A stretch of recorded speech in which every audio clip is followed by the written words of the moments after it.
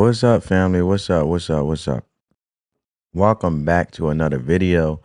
So today we're going to talk about something that got layers to it, or I should say, we'll peel back the onion, right?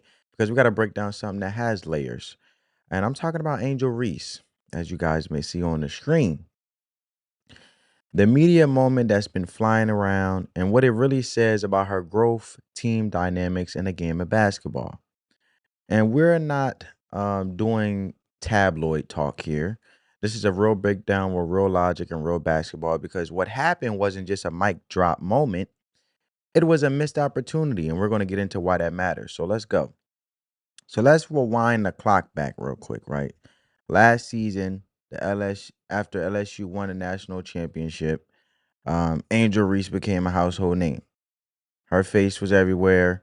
Uh, her "you can't see me" moment, like John Cena. When it came to Caitlin Clark, viral. The trash talk, viral. The confidence, viral. Right.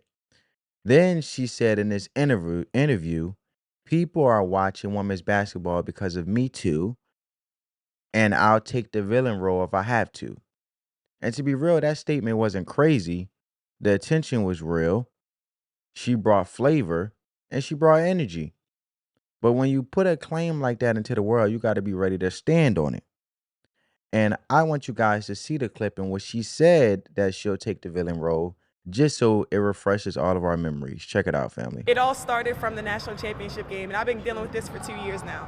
And understanding, like, yeah, negative things have probably been said about me, but honestly, I'll take that because look where women's basketball is. People are talking about women's basketball, but you never would think that we'd be talking about women's basketball. People are pulling up to games. We got celebrities coming to games, sold out arenas, like just because of one single game.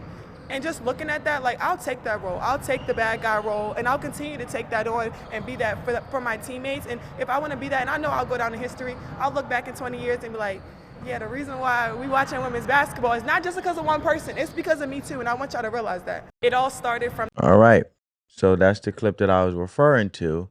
And then we fast forward to now, a full season later, different team chemistry, new coach, new goals.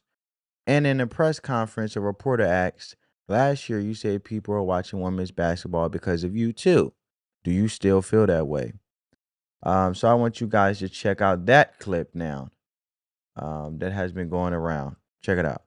Last year, you made a powerful statement saying the reason people are watching women's basketball is not just because of one player, but because of you too. A year later, do you feel like you're Next getting question. Yeah, we'll move on. Thank you. Move on to Zoom. ESPN, please unmute. Last year, Well, there you have it, folks. So that's not a trap question. That's a setup for a layup in basketball terms, if you want to put it. You could dunk that response however you want it. But what does Angel do? Next question. Next question. Look, flat out dodge the question, shut it down. Now you might say she doesn't owe anyone anything.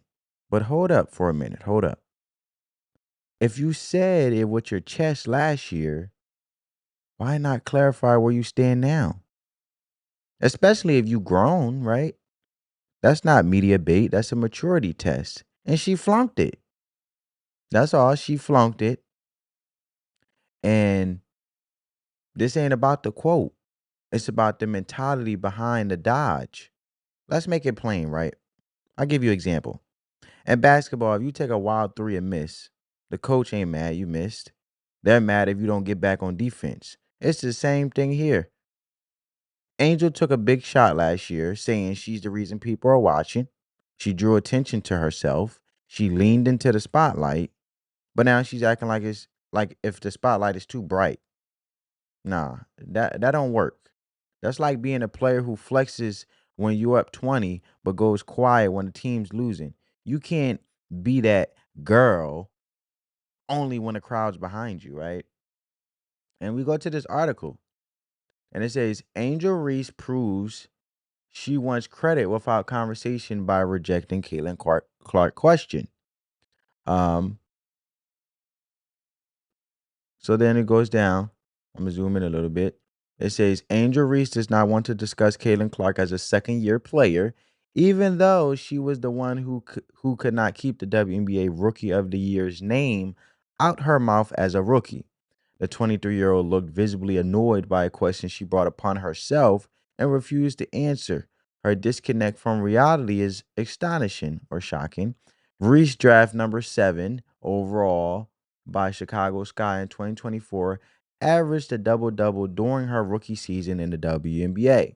Although she had her shooting woes, there is no doubt that she is one of the league's brightest stars. She is a household name, and people want to watch her play. However, it would be silly to ignore the reality of the situation. The WNBA is more popular than ever because of Caitlin Clark. The reigning Rookie of the Year is already the biggest star in women's basketball history, and the numbers are there to back it up. Ratings are at their highest when Clark is on the court. In-person fan attendance reflects the same truth. Even though Clark is the primary draw to the WNBA, Reese made a big stink about the lack of attention and recognition for other players in June. She, with a scowl on her face, snapped at a reporter because people watch the WNBA for her too, not just one person. And I showed you guys the clip. That's the same clip that's in this article. Although that was the first clip I showed. Although her argument is true to some extent, it was presented unprompted with a nasty tone and it ignores reality. Some people do watch the WNBA because of Angel Reese, but most new fans watch the WNBA because of one person. Let's call it how it is. Reese was the one to make the discussion point about her role in the rise of the WNBA last season, and yet she refused to answer a question about her comments at a recent press conference. And the reporter tried to ask Reese about her powerful statement. She shut it down before he could finish his question. Next question, she snapped. I don't get it. Angel Reese said that she wants people to realize that she is just as important to the WNBA as Caitlin Clark. But she refuses to answer a question about something she said make it make sense. And I agree. I understand her desire not to create another controversy without whatever she was going to say. And I understand that she wants to focus on basketball. And it's not the first time an athlete has decided not to answer a question, and it won't be the last. But she was the one to bring it up in the first place. Now she doesn't want to talk about it. Angel Reese wants the credit, but not the conversation. And that's the last of the article, okay? So, with that being said,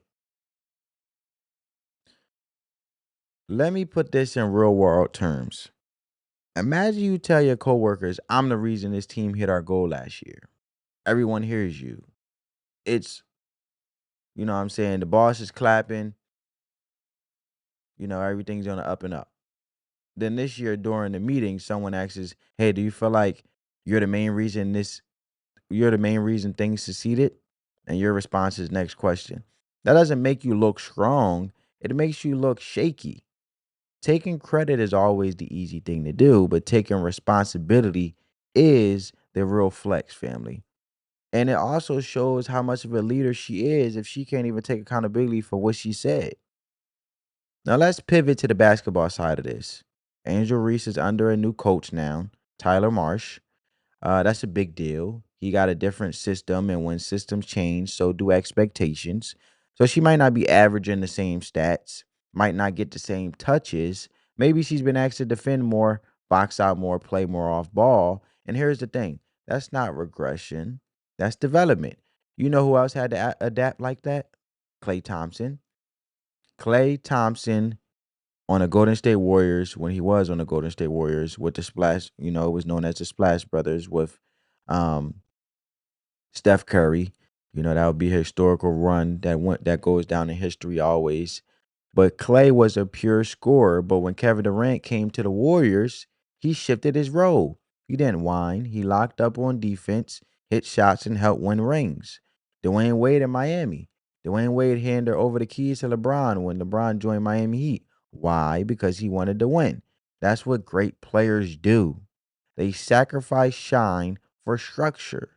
Angel has a shot to do that this year, but only if she embraces the change and not resents it.